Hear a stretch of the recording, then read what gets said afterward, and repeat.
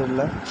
দেখেন এখানে 500 পিস মাল বিক্রি করা হয়েছে কোনাবাড়ি আমবাগ ও পল্লীবিদ্যুৎ থেকে বিক্রি করা হয়েছে।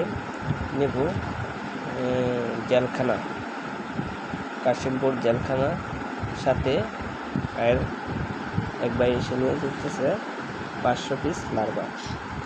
এটার বয়স মাত্র 3 মাস। বিক্রি করা হয়েছে 2 টাকা পিস। বাংলাদেশ 64 জেলার মধ্যে আমি ডেলিভারি দিয়ে থাকি ইনশাল্লাহ।